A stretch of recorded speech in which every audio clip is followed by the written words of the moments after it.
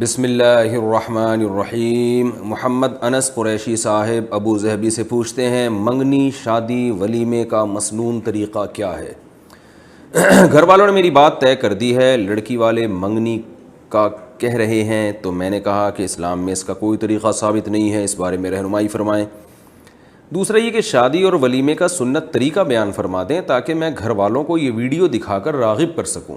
ماشاءاللہ ماشاءاللہ، اب یہ ویڈیو ہماری چلے گی ان کی فیملی میں، تو بھائی آپ کے والدین سے میری گزارش ہے کہ وہ اس بات کا التزام کریں کہ نکاح کو سنت کے مطابق کریں۔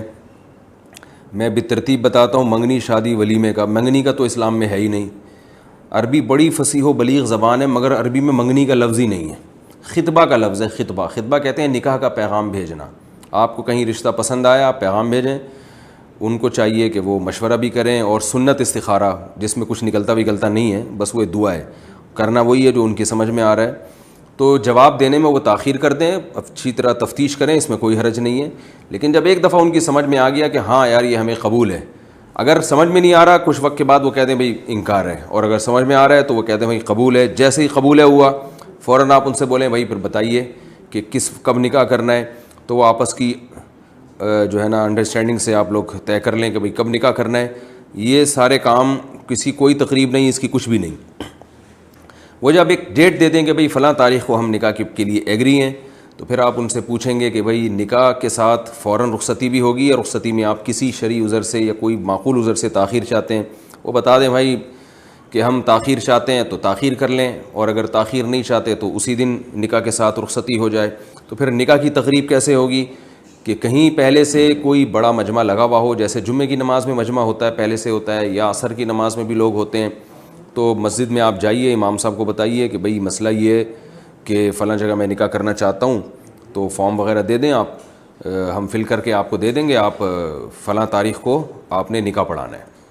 امام صاحب لوگوں میں اعلان کر دیں گے جب بھی فلاں تاریخ آئے گی، بھئی آج ایک نکاح ہے، آپ تمام حضرات تھوڑا سا نماز کے بعد تشریف رکھیں، یا جمعے میں کہہ دیں گے بھئی جمعے کی نماز کے بعد نکاح ہے، آپ تمام حضرات تشریف رکھیں، اس کی برکت سے اللہ نے چاہا تو جو کنوارے ہیں ان کا بھی ہو جائے گا، دوسروں کی نکاحوں میں شرکت کریں آپ لوگ۔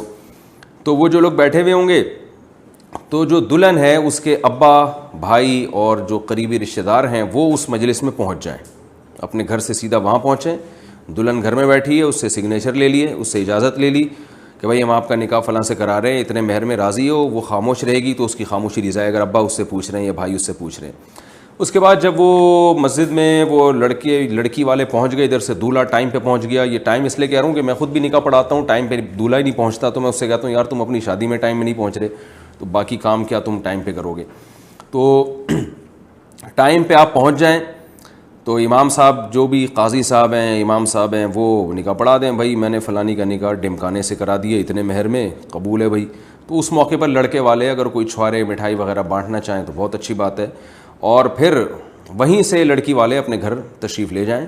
لڑکے والے اگر رخصتی ہے تو لڑکے والے بھی ان کے ساتھ چلے جائیں، اور نہیں ہے رخصتی تو جب رخصتی ہوگی اس وقت جا کے دلہن کو لے آئیں۔ تو یہ تو نکاح کا ہو گیا، اور کوئی بارات ورات نہیں ہوگی اس میں۔ پھر کیا ہوگا کہ جب رخصتی کا ٹائم ہے تو لڑکے کی طرف سے بھائی اس کی اماں، اس کی بہنیں جو بھی دلہن کو لے جانا چاہتی ہیں، بڑی عزت محبت کے ساتھ جائیں دلہن کے گھر میں۔ لڑکے والے جو ہے پھر وہ دلہن کو لینے چلے جائیں، بارات نہ جائے، 4-5 افراد چلے جائیں، دولہے کی اماں چلی جائیں، دولہے کی بہنیں چلی جائیں، اور اگر دولہا بھی چلا جائے تو بھی بہت اچھی بات ہے۔ وہ حسب ذائقہ آپ خود یعنی فیصلہ کر لیں گے کہ دولہا کو جانا چاہیے کہ نہیں جانا چاہیے۔ بعض علاقوں میں رواج ہوتا ہے دولہا بھی جاتا ہے، بعض میں رواج ہوتا ہے دولہا نہیں جاتا۔ تو خیر 5-6 افراد چلے جائیں، تو جب وہ دلہن کے گھر جائیں گے رخصتی کے لیے گاڑی واڑی لے کے یا گھوڑا لے کے، تو پھر اگر کھانے کا ٹائم ہے تو لڑکی والے ان کو کھانا کھلا دیں، معزز مہمان ہیں، چائے کا ٹائم ہے تو چائے پلا دیں، تو وہ حسب ذائقہ جو ایسا کرنا چاہیں۔ اس کے بعد جناب وہ دلہن کو بٹھا کے لے آئے دولہا کے گھر میں۔ اگلے دن دولہا صاحب اگلے دن یا 3 دن کے اندر اندر دولہا صاحب ولیمہ کریں، اور اس میں اپنی استطاعت کے بقدر لوگوں کو بلائیں، اس میں کہ بھئی آ جاؤ، بھئی سیپریٹ انتظام ہونا چاہیے، خواتین کا الگ، مردوں کا الگ، اس میں جناب آپ کھانا وانا کھلائیں اور سب پتلی گلی سے کھانا کھا کے واپس نکل جائیں۔ تو یہ سنت طریقہ ہے۔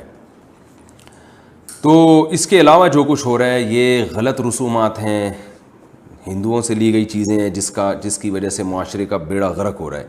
تو اللہ کا واسطہ ان رسومات کا بائیکاٹ کرنے کی کوشش کریں آپ. مچھر جلانے والی مشین کے استعمال کا حکم. سلیم ندوی انڈیا سے پوچھتے ہیں کیا مچھر کو جلا دینے والی مشین کا استعمال جائز ہے؟ جائز ہے بھائی، ضرورت کی وجہ سے، کیونکہ ایک ایک مچھر کو الگ الگ پکڑ کے مارنا تو آسان کام نہیں ہے، تو مجبوراً اس کی گنجائش ہے. تمام علماء کا اس پہ اتفاق ہے کہ یہ جو مکھیاں جلانے والی مشین ہے یا مچھر جلانے والی مشین یہ استعمال کر سکتے ہیں. کیا موبائل میں قرآن پاک ڈاؤن لوڈ کر سکتے ہیں؟ محمد حنیف مہاراشٹر سے پوچھتے ہیں کیا موبائل میں قرآن پاک ڈاؤن لوڈ کر سکتے ہیں یا نہیں، جبکہ غلطی سے کبھی فون باتھ روم میں بھی چلا جاتا ہے، نیز ہمیشہ باوضو بھی نہیں رہتے، تو اس میں کوئی بے ادبی تو نہیں ہے؟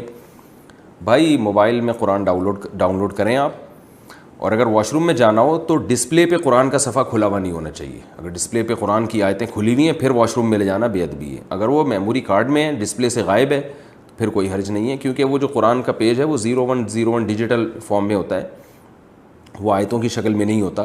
جب وہ کھلتا ہے تو پھر آیتوں کی شکل میں آپ کے سامنے آتا ہے. تو اگر وہ پیج آف ہوا ہے یا وہ ڈسپلے پہ یعنی اسکرین پہ ظاہر نہیں ہو رہا تو پھر آپ اس کو واش روم میں لے جا سکتے ہیں، اور بے وضو ہونے میں بھی کوئی حرج نہیں ہے.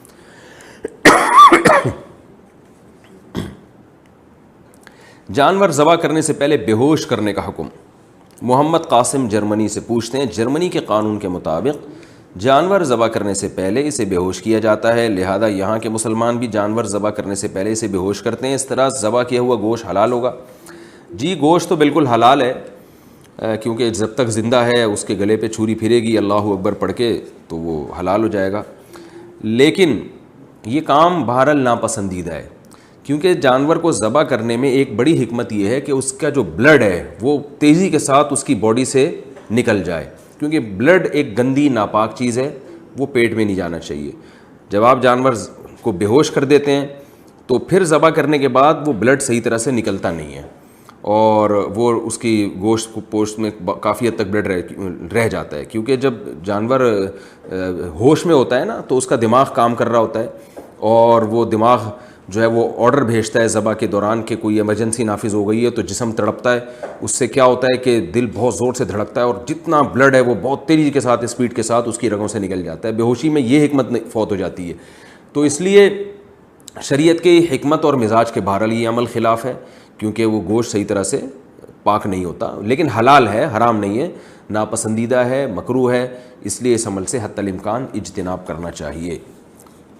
ہاں جانور اتنا پاورفل ہے کہ وہ قابو میں ہی نہیں آ رہا پھر ایک الگ بات ہے، لیکن نارملی یہ پسندیدہ عمل نہیں ہے. دودھ پیتے بچے کی الٹی کا حکم. محمد طاہر اٹک سے پوچھتے ہیں دودھ پیتے بچے یا بچی کی الٹی کا کیا حکم ہے؟ کیا وہ ناپاک ہوتی ہے؟ نہیں جناب، وہ ناپاک نہیں ہوتی، وہ پاک ہوتی ہے. وہ علامہ اقبال ایک دفعہ بازار میں جا رہے تھے تو وہاں لکھا ہوا تھا، وہ پڑھنے لگے بازار میں بڑھیا کو الٹی آ گئی، تو اصل میں لکھا ہوا تھا بازار میں بڑھیا کوالٹی آ گئی، بڑھیا کوالٹی. تو ان کا بچپن کا بڑا دلچسپ واقعہ ہے. تو یہ جب بھی میں کو الٹی کا لفظ کہیں پڑھتا ہوں نا تو مجھے وہ لطیفہ یاد آ جاتا ہے. لکھا ہوا تھا بازار میں بڑھیا کوالٹی آ گئی، تو وہ پڑھ رہے تھے بازار میں بڑھیا کو الٹی آ گئی. اسی طرح ایک سعودی عرب سے ایک صاحب آئے، وہ ایک دن مجھے کہنے لگے کہ یہ لیسبیل ہی چوک کدھر ہے. کہیں انہوں نے بورڈ میں دیکھ لیا لسبیلا چوک، تو وہ اس کو پڑھ رہے ہیں کہ لیسبیلی ہی چوک کدھر ہے. تو میں نے کہا جمعہ گلن سے پوچھیں. ہمارے ساتھ ایک بلوچی کھڑے ہوئے تھے، ان کا نام تھا جمعہ گل. وہ جمعہ گل ایسے لکھا جاتا ہے نا تو اس کو جمعہ گلن بھی پڑھ سکتے ہیں. تو میں نے کہا جمعہ گلن بتائے گا آپ کو کہ لیسبیلی ہی چوک کدھر ہے. تو عورتیں جمعہ کی نماز کیسے پڑھیں؟ سندس قاضی. خواتین جمعہ کی نماز 2 رکعت پڑھیں گی یا ظہر کی 4 رکعت؟ بھائی خواتین اگر جماعت سے جمعے کی نماز پڑھ رہی ہیں تو جیسے مرد 2 رکعت پڑھتے ہیں خواتین بھی 2 رکعت پڑھیں گی، ظہر کی نماز ان سے ساقط ہو جائے گی. اور اگر وہ اخپل طریقے سے نماز پڑھ رہی ہیں یعنی اپنی الگ نماز پڑھ رہی ہیں، جماعت سے نہیں پڑھ رہی، تو پھر وہ ظہر ہی کی پڑھیں گی، پھر وہ جمعہ نہیں پڑھیں گی. 4 سنت موقدہ، 4 فرض اور 2 سنت موقدہ.